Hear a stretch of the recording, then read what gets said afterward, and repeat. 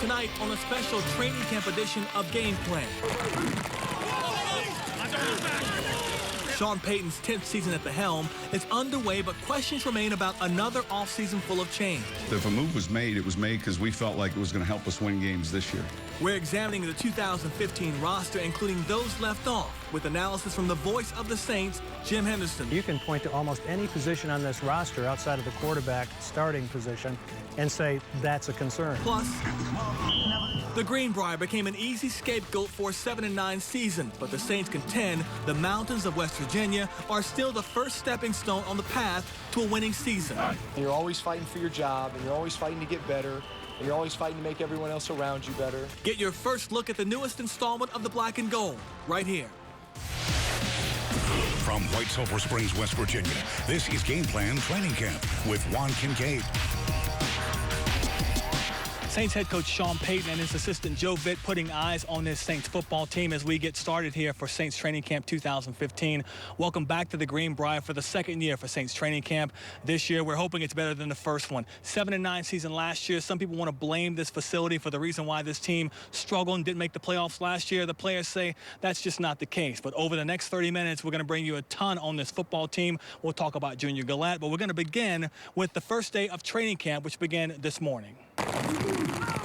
Back to work, not without a hiccup for the Black and Gold this morning. The football players don't really like the rain, I don't think. Mother Nature tried her best to put a damper on the Saints' coming out party, but it didn't work. The rush to get back to work was written all over their faces.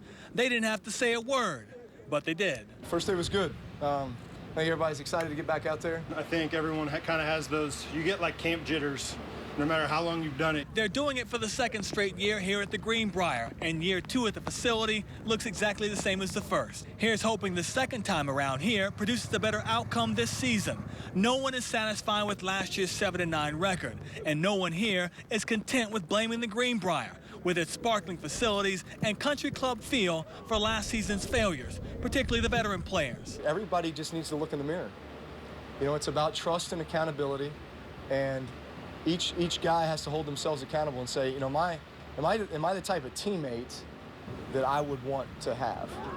You know, and if you ask yourself that, and if you're not happy with that answer, then you need to make some changes for yourself. And if you're not willing to make those changes, then you don't belong. You got to be comfortable feeling uncomfortable. I mean, you've got to build that. You have to make that type of environment. And again, it's that idea that there's always something to prove.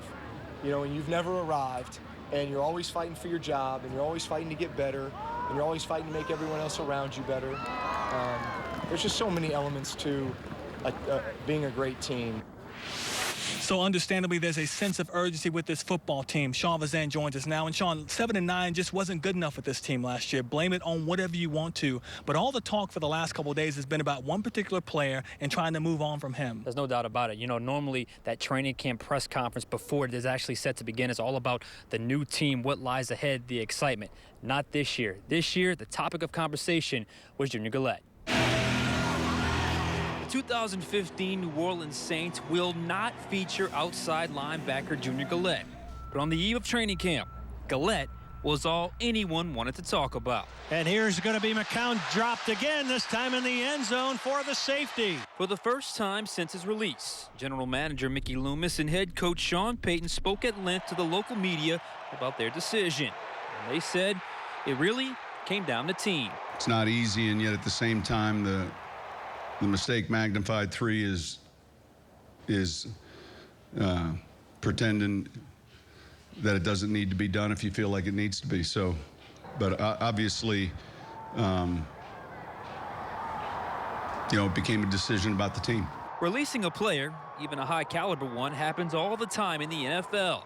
In the Saints' case, they made the move just days before camp, mainly because of an NFL investigation into Galette's off-the-field issues. To complicate matters even more is money. Cutting Galette was costly, $17.5 million to be exact, thanks to a contract extension he signed last September. It was an extension that went completely against Loomis's normal negotiation style, and he admitted it was a mistake. We signed that contract last September, and with the information that we had, I thought it was a good contract, and I thought, look, this is a player that's had a lot of production for us, done a lot of really good things. felt like the arrow was up. And so look at the time. I thought this was a good deal for us. And you know, it's unfortunate what happened. This clearly is not what the Saints had envisioned. Galette led the team in sacks last year and had 22 over the last 2 seasons. That production will not be easy to duplicate. The team is confident it can be done. Absolutely. Absolutely. Where we're playing Cam with what we're going to do defensively, you know, because there's some changes with how we'll be lining guys up. Absolutely. At the end of the day, what's done is done. All they can do now is turn the page and move forward. I'd say we're very disappointed, you know, that transpired, but, you know, but it is what it is, and you know, we can't turn the clock back. We have to, you know, make decisions with our eye going forward. You know, Juan, the Saints basically admitted it was a mistake to extend Junior Galette to that long $41 million contract. Really hampered their salary cap concerns right now. But what else can you really do? It's time to turn the page and move on. It's interesting that they actually admitted they made a mistake, and it was a mistake getting a guy signed for a long-term deal. And obviously the next year, he's out of the way. Sean, thank you very much. Coming up, Jim Henderson is set to embark on his 30th season as the voice of the Saints.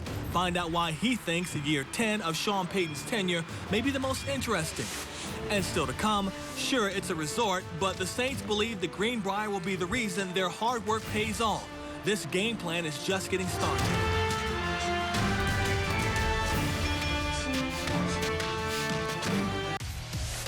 This has been Game Plan Training Camp. Sponsored by Ray Brandt Nissan. You're watching Game Plan Training Camp. And welcome back to the Greenbrier Saints Training Camp 2015, joined by the voice of the Saints. And nice to be back with you once again, Jim Henderson. My pleasure. We all have heard what Mickey Loomis and Sean Payton have had to say about a number of topics. What stood out, obviously, the Junior Galette situation. Payton addressed it on the radio prior to them talking about it in person. Just some thoughts from you on what was said. Well, I'm not surprised they took the high road. You would expect them to do that, not to react to what Junior Galette did, to paint him as a player who is very passionate and emotional, both on the football field and off. So I think they said all the right things, as you would expect them to do. They had to swallow their pride and make the move that they felt was so important to this team in the long run. But boy, you just can't discount what this guy statistically takes away from your football team. Last year he had 10 sacks, and that was nearly 1/3 of the team's total. And the team, I think, was like 24th in the NFL in that category. Where do those sacks come from? This is a team that couldn't rush the passer very well last year with Junior Galette.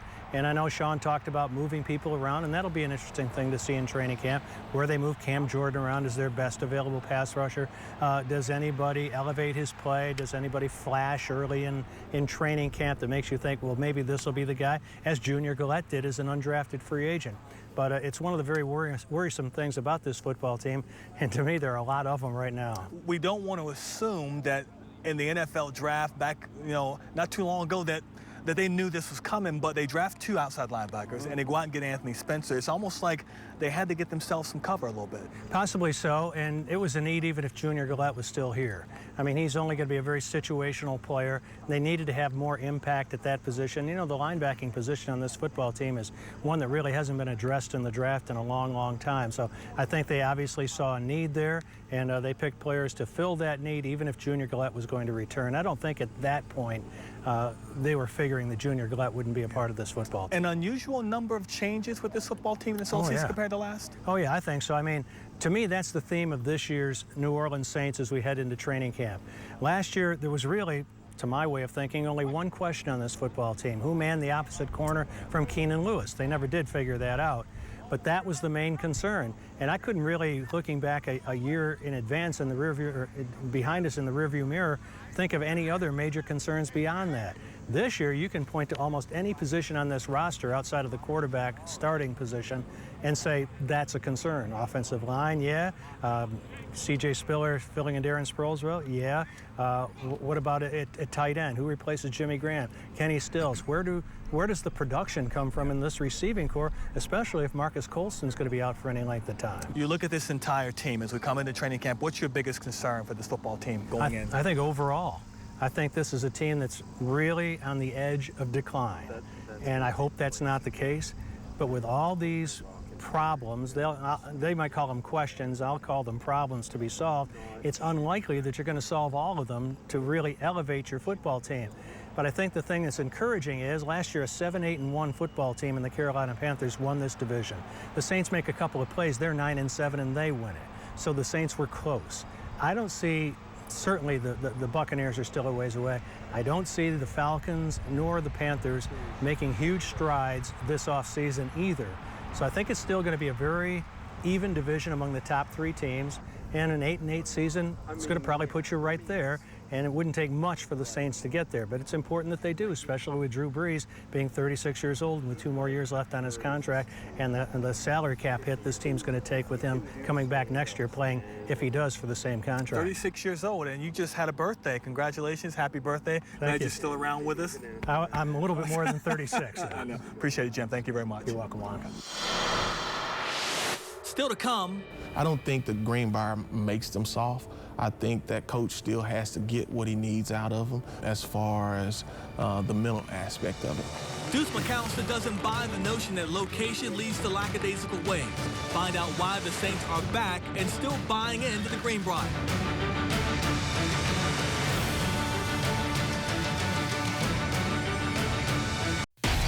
You're watching Game Plan Training Camp. And welcome back. We've decided to change locations because this is a much prettier spot in front of the Greenbrier Hotel with Garland Gillen. And Garland, we know how Saints fans feel about the Saints training in West Virginia. They think this team got a little soft last year, staying in this plush hotel. Not sure we can all agree with that, right? No, I don't agree with that at all. In Jackson in 2006 to 08, yes, the first year they did go to an NFC title game, but then they regressed. Even though last year they went 7-9, I think big things are going to happen for this team going forward, even in these cool temperatures. Most days here at the Greenbrier, it sits in the 70s with low humidity. Optimal conditions to survive a 3-hour practice. But with the Saints missing the playoffs, a scapegoat had to be digged up, and that fell in West Virginia, a theory no one buys in the organization. If there's some degree of failure, you got to be careful you don't start operating on the wrong parts now. And look, it's easy to recognize facilities and easy to recognize. So I just think that's. I mean, I think we're smart enough to look at things and look closely at why. When you end up 7-9, people are going to step back and they're going to throw rocks and everything else, and they're going to say, you know, if we practiced in 150-degree heat and we didn't drink for 3 weeks, we'd be tougher, you know. But no, me being a coach, you know, I mean, I know what that's about. And really, at the end of the rainbow, you know, you could look back on the season before and say, well, you know, the wear and tear of the camp, maybe we didn't have enough juice at the end to get across the hurdles that we needed to get across, whether it be a Dallas or whether it be a Seattle or whomever it may be, to get to the finish line. You know, we didn't have enough juice at the end. You know, maybe the camp being in cooler temperatures enables us to be able to get to the end. Saints fans might want to get used to summers in the Mountain State because the owner wants the black and gold to extend their deal after next season. I would love for this to be the Saints' home away from home, no question about that. But at the same time, I don't want it to be a long-term thing if it's not a great thing for the Saints. I mean, there's 15 NFL teams that'll come here in a second because, you know, they see what we've got here and what we have here for the teams and all that kind of stuff. I would love for the Saints to be here for years and years and years to come, and we'd have all kinds of Super Bowl championships, and maybe even I'd get a ring in the whole deal.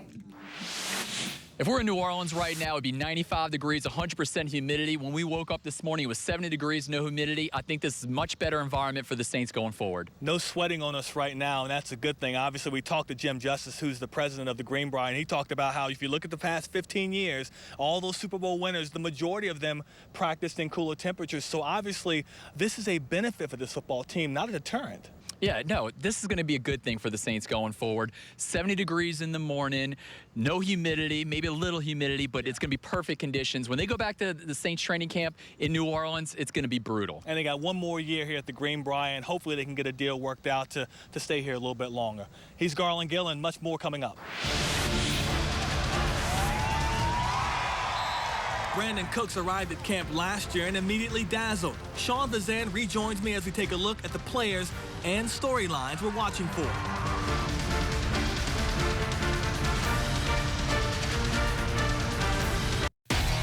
You're watching Game Plan Training Camp. We decided to stick around in front of the Greenbrier. We bring back in Sean Vazan to give you, yeah, it's very nice. We're working on getting rooms for tomorrow. Well, we got 5 guys we want you to keep an eye on for this football training camp here with the Saints. First guy we want to talk about is C.J. Spiller. No doubt about it. C.J. Spiller is a guy, that dimension was missing last year. And really was the first time Drew Brees has not had a guy explosive out of the backfield during his time here in New Orleans. A guy where you can dump off, play small ball, if you will, and the guy can explode for 40 yards. C.J. Spiller was not a part of the plan in the offseason, but now that they have him, I think he's going to be a huge chess piece in Sean Payton's offensive arsenal. I've always believed that when they got C.J. Spiller, that Drew Brees automatically had his #1 target once again. I know we love Brandon Cooks and what he can bring for this offense, but when you lose Jimmy Graham, you got to find a mismatch, and C.J. Spiller's your mismatch there. Another guy we're keeping an eye on, Nick Toon. We've been saying this now for 2 years now. This really may be his year. He has to shine this year to get on this roster. He has to shed the Nick Toon King of June label. He has to be the guy on the field when it counts, when the live bullets start going, to make plays. Look, he's never going to have a better opportunity to step in and be that #3 wide receiver, maybe even a #2 if he can surpass Colston in certain elements of his production. But the time is now, because if he does not, it's time to part ways with Nick Toon. You know that Marcus Colston going to give you consistency, but he's not Marcus Colston 5 years ago. We're talking about a guy that's been in the league now almost 10 years. So you're right. This is the year Nick Toon has to get things done with this football team. He has to be able to make that jump to the 3rd receiver at least. There will never be a better time. And if he doesn't make it here, you wonder where can he make it inside the NFL. Staying on the offensive side of the ball, look, they addressed the tackle position this year with Andrews Pete. You know that kid, a first-round pick, mid-first-round pick, he's going to be in the starting lineup eventually. It's likely going to be Zach Strief's position that he's going to be taking over eventually. Does it happen this year, do you think? Right now, no, but that is a huge battle to watch because you couldn't really get a gauge on it during the offseason in June and OTAs with minicamp and whatnot. I think Zach Strief holds him off initially. Maybe Andres Pete grows into that position eventually, but I don't think Zach Strief is going to give up that job without a fight. The way his contract is kind of set up, this is probably his last year in New Orleans anyway, so I think Zach Strief holds him off, and maybe Andres Pete becomes the tackle-eligible guy, the sixth offensive lineman that gets in the field, on the field in certain situations. So Zach Strief, Andres Pete, that's a huge battle to watch. Andres Pete's certainly walking into a perfect situation. He's not being asked to be the starting left or right tackle right now, putting all that pressure on a first-year player. He gets to learn and study behind a pretty good right tackle in Zach Strief himself. And I agree with you. This is Zach Strief's last season here. They're not going to pay him the money they're paying him now when you get a first-round pick sitting on the bench. So Andres Pete, bide your time. There'll be a lot of tackle eligible. Indeed. We do know that this year. Let's go to the other side of the ball right now. With the whole Junior Gillette situation happening over the last couple of days, they've got to make some adjustments. What we always saw when with Kenny Vaccaro last year is they would bring him up into a linebacker role. That may be more imperative they do that this year, don't you think? No, there's no doubt about it, and I think that's where he shines, honestly, is closer to the line of scrimmage. If he can play man-to-man on a tight end or a slot receiver or rushing the passer, or what I think he does better than anyone maybe on this team is run down the backside of a play on a running play. So Kenny Vaccaro, he needs a bounce-back season. He had a great rookie year last year. He was at times out of position. I just think he's looking for a bounce-back year. He needs that bounce-back year. The Saints need him because he's one of the most versatile players on the defense if you really think about it. We got spoiled his first year, didn't we? I mean, he was so good his rookie year in the NFL that we expected even bigger and better things the second year around. He got that sophomore jinx on him a little bit, and he struggled. So I think he wants to come back and have a very good year for this football team. He has to play well. He reminds me of the Roman Harper and how they played Roman. They brought him up in the box, made him that 4th linebacker. He can excel there, but it allows the Saints to keep 3 safeties on the field. I think Vaccaro has a breakout year for this defense, and they need him to with Junior Gillette now no longer with this team. Cornerback is a position where they really addressed during the offseason, bringing in Brandon Browner. But now what do you do with our boy, the second-round pick from last year? It's going to be interesting to see what they do with Stanley Jean-Baptiste. And, of course, Delvin Breaux is right out there licking his chops for an opportunity. First, Stanley Jean, make-or-break year for him? Oh, there's no doubt about it. And here's the thing. They didn't just bring in Brandon Browner. They drafted 2 cornerbacks as well. They also brought in Kyle Wilson as well. And then you mentioned Delvin Breaux. Warning shots. I don't think the Saints are going to be afraid to admit their mistake with Stanley Jean-Baptiste if the light bulb does not come on. They have too many players at their disposal that know how to play to get that spot. So if he doesn't bring it and then the light bulb doesn't come on or the learning curve hasn't accelerated, I could see them cutting a second-round pick just 2 years into his career. I remember interviewing Stanley Jean-Baptiste over the summer, and it just almost like he still didn't quite get it. He didn't understand why he wasn't playing.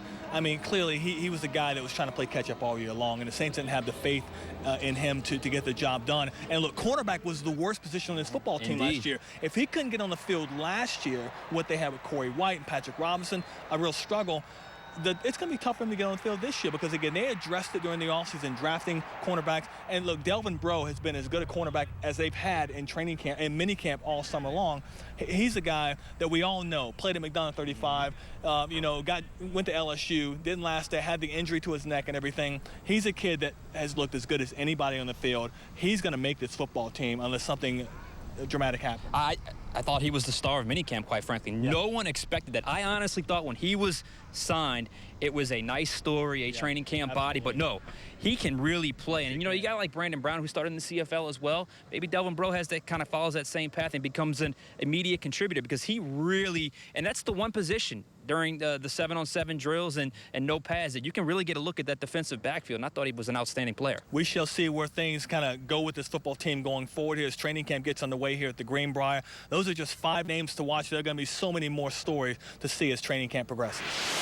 Our coverage of the 2015 Saints is just getting started. In 2 weeks, the team will kick off the preseason in Baltimore, and our in-depth coverage will begin with Deuce joining me in studio for pregame coverage, and then you can stick with us all the way through the game and stick around for reaction. Jim Henderson Breyer for Sean Kincaid at the Greenbrier. We'll see you later. This has been Game Plan Training Camp. This has been Game Plan Training Camp.